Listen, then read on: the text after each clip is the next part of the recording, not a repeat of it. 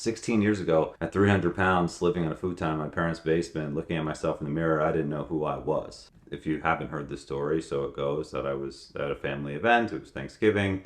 I got into an argument with my dad because I was drinking too much, ran outside, punched a hole in my own car window in front of my whole family, embarrassed myself, broke down, started crying.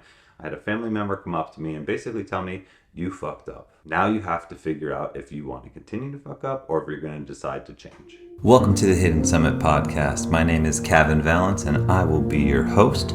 On this podcast, we're going to talk about fitness, nutrition, lifestyle, and everything in between. If you find anything valuable in this episode, the only thing I'm ever going to ask you to do is subscribe so you can keep coming back and elevate your life to become better every single day. All right, welcome back. Happy Tuesday. I'm glad you guys are here. My name's Kevin. Welcome to my show.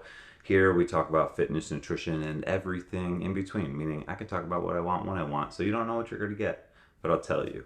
Today, we're going to start on the second video of this series, Progress Over Time, where my goal is to bring to you my entire Progress Over Time series so you can build positive habits in decision-making to handle the chaos of your day-to-day. Wow, that's a big, bold topic, right?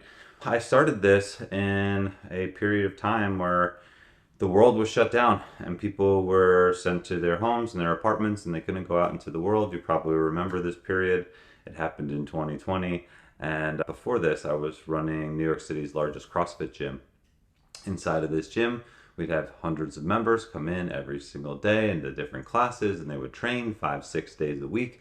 And that quickly went from training 5-6 days a week, that quickly went to going home and staying home and drinking 5-6 days a week, which then in my mind would affect their health in a negative way, and I wouldn't stand for that. So what I did was create a free Facebook group for everybody to join, and inside this Facebook group I would host workouts every single day.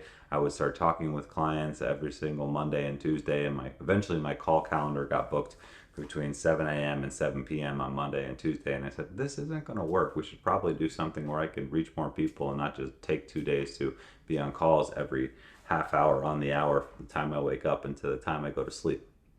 So I created this thing called the Mindset Huddle. And the Mindset Huddle still exists. We meet every single Monday at 8:30 a.m. Eastern Time inside the Hidden Summit group. So if you want to know about what we're talking about, you can click the link below, get inside the Hidden Summit group, and come check out our live calls, participate, chat with us to set the tone for the week so you can take action on your habits to lead into the other areas of your life to build health. And that's what we did at the time. We hosted 2 Monday Mindset Huddles back then.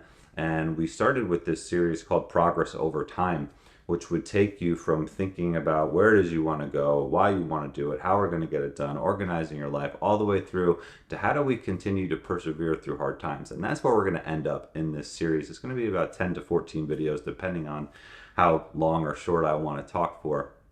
But yesterday we did the first video. You can check that out on all the podcast platforms or YouTube. Talk starting with vision and where it is that we see we want to go. What is that, the detail in where we want to go, and where are we today? So we're connecting like where we are and where we want to be. And now we have a roadmap, right? So to take the first step on the roadmap, this journey, I want you to start with why, which I wrote on this board, which you probably can't see. And if you're listening, you don't even care. But why is so much bigger than any other object in our way. And I find that why can be seriously overwhelming sometimes. If you're looking to get healthy, you know how to do that. You know what to eat and what not to eat. That's pretty simple. Don't eat donuts, probably have more chicken. Don't eat pizza, probably have another steak and some more vegetables. Why is a little bit deeper than how. Same thing with exercise. You know that sitting on the couch and doing nothing 5 days a week is not going to get your body to a place where you need to be. You know how to exercise. If everybody knows how to walk, if you're able to walk, and if you do walk, then that's a good first step, quite literally. That's better than just doing nothing and being lazy and eating Cheetos on the couch. So instead of just talking about how we're going to do it, which we will get to eventually, I want to talk about this big picture goal. That's why we start here. So we have an understanding of why this is important to us. Meaning, what is it about this why that's going to keep you on track when all of life starts to happen. He who knows their why can live to bear any how. Nietzsche, okay? Also quoted in the book A Man's Search for Meaning by Viktor Frankl, a book recommended to me, a very heavy book, one of the heaviest books I've ever read, but one of the most meaningful books I've ever read because of the story of what Viktor Frankl went through during the Holocaust and how he used this quote by Nietzsche, a man who knows their why can live to bear any how, to get through the terrible nature of the situation that he was in at that point in his life. If you go back to the vision call, you're not based on who you once were. The decisions that you have made, I need you to understand that you can let them go. I myself used to be 300 pounds. I used to do drugs, drink beer, sleep on a futon in my parents' basement, and I've thrown up on myself to the point where my mom had to come clean that throw up off of me. I was embarrassed, but I was more so in denial at 22 years old that this is who I'd become. I did this to escape any decision making or responsibility in my actions. It was easier to continue doing the same things and feel this momentary escape of the pressures of life by doing the things that were keeping me in place versus stepping out into a difficult moment to make a decision to lead me to where it is that I wanted to go. 16 years ago, at 300 pounds, living on a futon in my parents' basement, looking at myself in the mirror, I didn't know who I was. If you haven't heard the story, so it goes that I was at a family event. It was Thanksgiving. I got into an argument with my dad because I was drinking too much, ran outside, punched a hole in my own car window in front of my whole family, embarrassed myself, broke down, started crying. I had a family member come up to me and basically tell me, "You fucked up.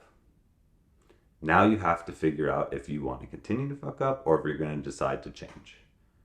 So I decided to change. And it was not easy, but I had this inkling of hope and this thought of why it was going to be important.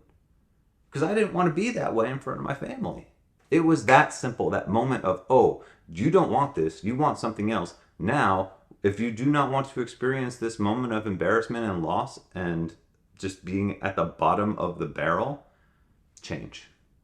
I didn't know what to do. I didn't have a plan. I didn't have a course of action. I didn't have a coach. I didn't know what macros were. I hadn't been to the gym in 2 years. I just knew that where I wasn't where I wanted to be, and that was enough to say, I don't want to go back to that position ever again. I wanted to look good with my shirt off. I didn't want to be the guy at the beach with my shirt on, covered up in towels, sitting there. And there's a picture that I'll post here that you can see. This is exactly who I was. The why was, I want to look good better, and I don't want to embarrass myself in front of my family anymore. I want them to love me for who I am in a positive way and not love me because they're just empathizing with my situation. That's why we start here. Because life's going to happen. Besides the fact that you may not want to be where you are, going back to where you are and where you want to be in the vision conversation, if you have a why, you can lean on that why and put yourself in a position to stay the course when life gets tough. Because I promise you, you already know that life is not going to be easy. This isn't going to be this smooth and straight and narrow path. You're going to have to crawl and climb and shift and pivot and be tired and sore and aggravated and hurt. All these things are going to happen, and not much of it is in your control. But what is in control is your ability to understand why you started in the first place. Because if you don't know where you want to be, let's figure that out. If you know where you want to be, and you understand that where you are is not where you want to be, find a reason to take you through to the end. And it could be as simple. It doesn't have to be my mission today, which is to bring 30-plus-year-olds together to build better habits in a retreat setting, in a seminar, with one-on-one coaching, to put them in a position to understand that they are in control of their lives and they can make small decisions every single day, have a team around me, and change the world. Your why does not have to be that. My first why was, let's look better naked, and let's not embarrass ourselves in front of our family. Let's have some pride in what we do. I want that for you too. So decide why you want to start so that when life gets tough, which it will, you'll be able to put yourself in a position to stay the course by doing the things that you tell yourself you're going to do. which we'll get to tomorrow. You're going to fuck up. If it's not in your control and you make a mistake, understand that you can go back and revisit. Like, you will fail more times than you will succeed. That is the nature of the game, whether it be in health or entrepreneurship. Like, you're going to mess up. You probably tried a million fad diets or a million workout programs, or it just doesn't fit, or you don't have the time, or you're too busy, or your kid's this, or like, you're going to find a way to make an excuse or just mess up sometime along the lines. But when you look back to your why, that, if it's strong enough, if it is a true and real and meaningful why, you will lean on that and put yourself in a position to win, even after you make a mistake, which is okay. My why shifted from I don't want to be a fat mess up anymore to I'm going to help other people after my father died. And that takes me to my next point. These can change, but have a goal in mind. Before I started to change and wanted to help other people, I helped myself. And the real why was, it was actually funny. I was told I could not transfer schools because my grades were too poor and I was too fat to go play on this lacrosse team. And I got told no for the first time in something like, I might sound dramatic, right? As a 21, 22-year-old. No, you can't do this. Oh my God. How could you say no to me? Like, look at me. I'm a 300-pound fuck up and I'm failing out of school. Obviously, they didn't want me on the lacrosse team and they didn't want me to give me scholarship money to go to their school because I wasn't doing what I was supposed to do. So I had this vengeance why for a short period of time. I was like, you know what? Watch me. Fuck you. I'm going to make this happen. And I got all A's and I lost 40 pounds in 3 months. So I walked back in, I made it on the team, and then became captain of that team, and then I graduated with honor. So I just wanted to prove everybody else wrong. And that can work for you too. But when that fades, what are you changing your why to? And I changed it into going back to the original why of like, I don't want to feel that way again. I don't want to feel that way again. I want to be in a position where I feel good. And I know I was like, I did not learn to be kind about my mistakes for a long time. So I'm sharing that with you now. But when I lost my father a few years later, and he was not yet 60 years old, my why immediately like, well, I can do this for myself, but if I can't help my dad because he's gone anymore and he was out of shape and overweight and overworked and stressed, who can I help? So I started storytelling and showing what I was doing on the internet and showing that, hey, like, if I can do this, you can do this. And it might look a little bit different and it might be a different goal, but that's okay, because if you're in a tough spot, like, you can pivot and change and make small decisions along the way that is seemingly insignificant in the moment so that you can move forward and actually be proud of who you are today. And I think that's why the why is the most important place to start. If you can understand why your goal is going to change your life and lean on that through tough times and deal with any situation that happens or circumstance that happens along the way, if you can start small and allow your why to pivot and change with you as you grow, then you're going to be able to see some good changes happen along the way. Today, my why is a larger goal. Yes, I have my personal why, I have my professional why, I have my community why, I have my relationship why.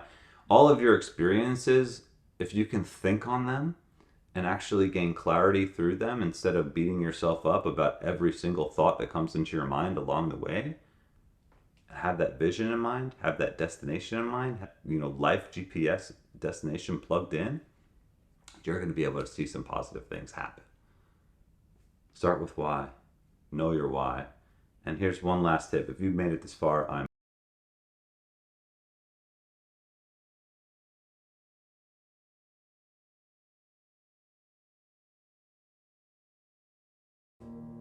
and have that saved under your